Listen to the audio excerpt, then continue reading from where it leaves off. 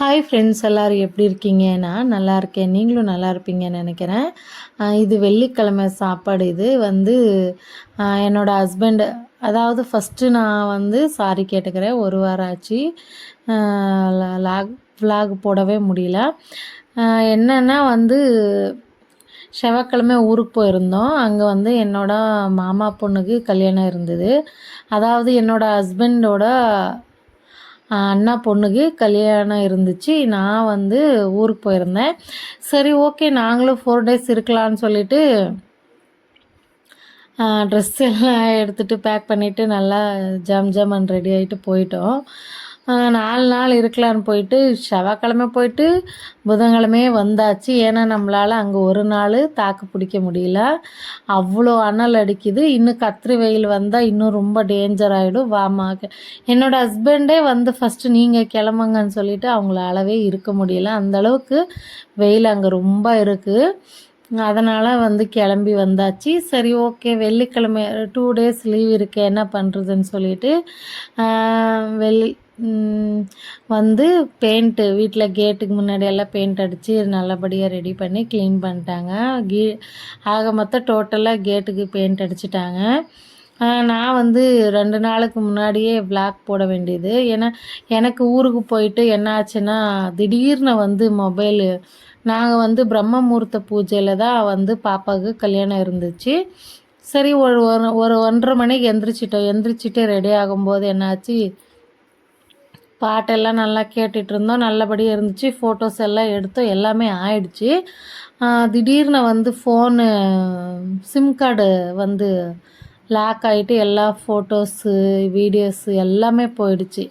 அதனால் வந்து எதுவுமே எனக்கு வந்து போட முடியல. ஆல்ரெடி என்கிட்ட 40 நிமிஷம் 50 நிமிஷத்து வீடியோ எல்லாம் எடுத்து வச்சது இருந்தது. எல்லாமே போயிடுச்சு. சரி, ஓகே, இது எல்லாம் வந்து என்ன பண்ணுறதுன்னு சொல்லிவிட்டு இப்போ அதே நம்பரே வந்து வாங்கியாச்சு சிம் கார்டு. அதுக்கப்புறம் தான் நான் வந்து வீடியோவே போட ஆரம்பிச்சிட்டேன். எனக்கு வந்து ரொம்ப கஷ்டமாகி போச்சு. வீடியோஸ் எல்லாம் போயிடுச்சு. யாரோட ஃபோட்டோஸ் இல்லை. டோட்டலாக மொபைலே வந்து கிளியர் ஆகி போச்சு. அதனால் வீடியோ போட முடியல. யூடியூப்பில் போட்டது மட்டும், அப்புறம் வந்து ரொம்ப நாளுக்கு முன்னாடி எடுத்த பழைய ஃபோனில் இருந்தது கொஞ்சம் ஃபோட்டோஸ் மட்டும் இருந்துச்சு.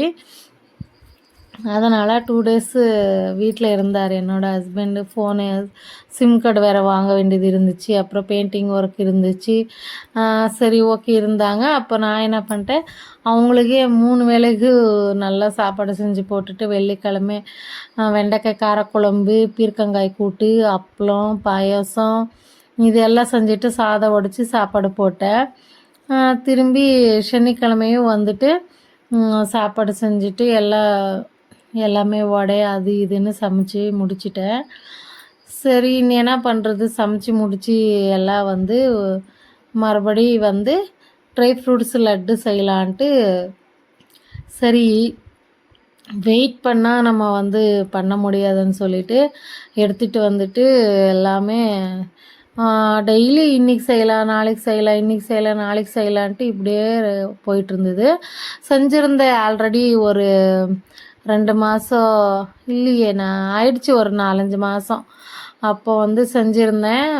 வந்து சரி மறுபடியும் வந்து கொஞ்சோண்டு சும்மா செஞ்சு பார்க்கலான்ட்டு நான் வந்து வச்சுருந்த ட்ரை ஃப்ரூட்ஸு டேட்டே முடிஞ்சு போச்சு. ஓகே, என்ன பண்ணுறது, மறுபடியும் இப்படி ஆகக்கூடாதுன்னு சொல்லிவிட்டு எடுத்துகிட்டு வந்து சாயந்தரமே நான் வந்து செஞ்சிட்டேன். எவ்வளோ கஷ்டம் ஆனாலும் பரவாயில்ல செய்யணும்னு சொல்லிட்டு செஞ்சிட்டேன். சரி, வந்து என்ன பண்ணுறது, வெயில் ஆனால் சாமி அனல் அடிக்குது பாரு. அப்பா தண்ணியாக இறங்கிடுச்சு. நம்மளால் இருக்கவே முடியல. ஃபஸ்ட்டு வந்து சான்ஸே இல்லை. அந்த அளவுக்கு வந்து வெயிலன்னா வெயில், என்ன பண்ணுறதுனே எங்களுக்கு தெரியல. அந்த அளவுக்கு வெயிலாக இருந்துச்சு. இது பாருங்கள், நான் வந்து பிஸ்தா வந்து ஒரு பேக்கெட் ஃபுல்லாக வாங்கியிருந்தேன். அந்த நமக்கு வந்து உரிச்சிதே இருக்கும் இல்லைங்களா பிஸ்தா வந்து, அதே வாங்கினோம். இது வந்து தோல் வந்து நமக்கு வேஸ்ட்டு தான். அது நான் வந்து தெரியாமல் இது வாங்கிட்டு, சரி 2வது டைம் இப்படி தான் வாங்கியிருந்தேன். நெக்ஸ்ட் டைம் வாங்கும்போது முழு பருப்பு அப்படியே வர மாதிரியே பருப்பு வந்து தோல் இல்லாமல் வாங்கிட்டால் நமக்கு தான் லாபம். தோல் இருக்கிறது வாங்கினா அது எடுக்கும்போது ரொம்ப கஷ்டம். நமக்கு எவ்வளோ ஒரு அதுவே 1/4 கிலோ 100 கிராம் மேலே போயிடும் வேஸ்ட்டாக. எல்லாம் அப்புறம் கடகடம் ஒரு டைம் வணக்கிக்கிட்டே நான் வந்து ஃபஸ்ட்டு நான் வந்து நெய் போட்டு வணக்கி பார்த்தேன். நெய் போட்டால் எனக்கு அந்தளவுக்கு பிடிக்கல. ஏன்னா வந்து ஒரு மாதிரி எப்படி சொல்கிறது, அந்த பாதாம் போட்டு நெய் போட்டு வணக்கும் போது என்னாச்சு, நம்ம இப்போ பட்டு வச்சுக்கிறோம் இல்லையா, கருப்பு கருப்பாக அந்த கருப்பு பட்டு அதுலேருந்து எந்திரிச்சு வந்துச்சு. சரி கருப்பாக வந்துச்சு. ஏன்னா நிறைய இதில் நான் சொல்லியிருக்காங்க எங்கள் பாட்டி எங்கள் அம்மா எல்லாம். ஃபஸ்ட்டு வந்து பாதாம் தான் இது சுட்டு தான் வந்து சின்ன பிள்ளைங்களுக்கு வந்து பட்டு வச்சிட்டு இருந்தாங்க இருக்கிறவங்க. எங்கள் வீட்டு பக்கத்தில் பிராமின்ஸ் இருந்தாங்க. ஏன்னா எங்கள் அம்மா ஊரில் வந்து 101 கேஸ்ட்டு வந்து இருக்குது. அவங்க பக்கத்தில் பிராமின்ஸ் அவங்க பிள்ளைங்களுக்கு வச்சிட்டு இருந்தாங்களாம். ஏன்னா இப்போ சுட்டு சுட்டு சுட்டு வைப்பாங்களாம். அது வந்து என்னக்கா இது அப்படின்னு கேட்கும்போது அவங்க சொல்லுவாங்களாம், இதுதான் வந்து காடகை மாதிரி வச்சாதான் இதுதான் நல்லது பிள்ளைங்களுக்குன்னு. அது எங்கள் அம்மா சொல்லுவாங்க. அது வந்து இப்போ ஃப்ளாஷ் ஆகிடுச்சு எனக்கு. ஓ இப்படி நம்ம ட்ரையாக தான் வணக்கணும், நெய் போட்டால் இந்த மாதிரி ஆகிடும்னு சொல்லிவிட்டு அப்புறம் நான் நெக்ஸ்ட் டைம் போடக்கூடாதுன்னு போடலை. இப்போ போட்டால் கொஞ்சம் திரிஞ்சிடுச்சு எனக்கே வந்து. நெக்ஸ்ட்டு எல்லாமே அப்படியே ட்ரையாக வணக்கிட்டு வந்து கொஞ்சம் வணக்கிடுறது. ஃபஸ்ட்டு வந்து மிக்சியில் அரைச்சிட்டு ரொம்ப நமக்கு வந்து அடியில் நயசாக வரும், மேலே வந்துட்டு அப்படியே இருக்கும். அது மறுபடியும் பாண்லியில் போட்டுட்டு எடுத்து மறுபடியும் ஒரு ரவுண்டு சுற்றணும். என்ன பண்ணுறது, சரி ஓகே எல்லாம் ரெடி பண்ணிவிட்டு அரைச்சி உருண்டை கட்டி முடிச்சிட்டேன். ஒரு வழியாக கட்டி, ஆஹா இத்தனை நாள் நம்ம பசங்களுக்கு உருண்டை கொடுக்காம, அது பாப்பா வந்து இப்போது பழகிட்ட கொஞ்சம் சாப்பிட்டுட்டு. பாதாம் பால் பண்ணி கொடுக்குற குடிமானா, எனக்கு பாலில் வேண்டாம் உருண்டையே வேணும்னு சொல்லி கேட்டாச்சு. எல்லாம் நிறைய ட்ரை ஃப்ரூட்ஸு போட்டு லட்டு செஞ்சு பசங்களுக்கு கொடுத்துட்டேன். எப்படின்னா மில்க் ஷேக்குக்கு இது இன்னும் வந்து லைன் டேட்ஸ் இதெல்லாம் எதுவும் போடாமல் நம்ம மில்க் ஷேக்கு போட்டு குடிக்கல அரைச்சிட்டு. ஏன்னா வந்து புடி மாதிரி வந்து வச்சுக்கணும் அரைச்சி.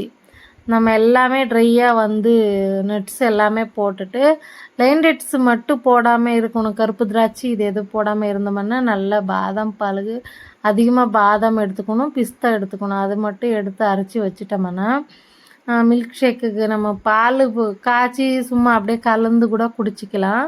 பசங்களுக்கு நல்லது தான். நானே இப்போ தான் ரீசெண்டாக எப்போவுமே எங்கள் வீட்டில் இருக்கும். ஆனால் நான் தான் வந்து அப்போல்லாம் செஞ்சு கொடுக்கல பசங்களுக்கு. இப்போ நான் வந்து செய்கிறேன். பசங்க விரும்பி சாப்பிட்றாங்க.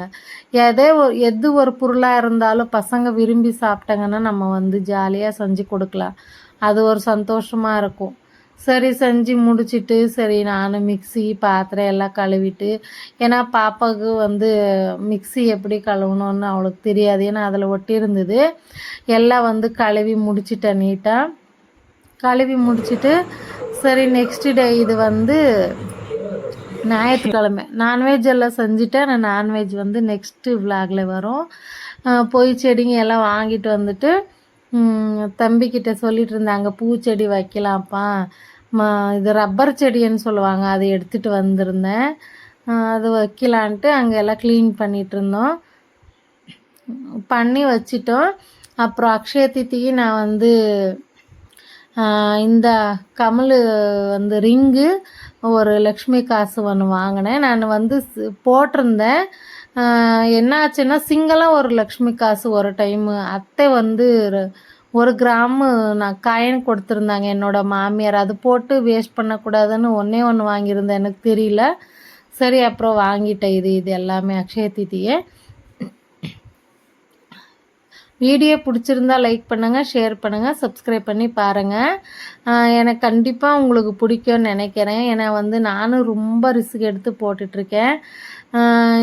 எப்படின்னா எனக்கு எந்த அளவுக்கு போட முடியுமோ அந்த அளவுக்கு போடுறேன். எப்படின்னா வந்து தப்பாக இருந்தால் வந்து கமெண்ட்டில் சொல்லுங்கள், இப்படி போடுங்கன்னு. நான் இன்னும் வந்து திருத்தி நல்லபடியாக போடணும்னு எதிர்பார்க்குறேன்.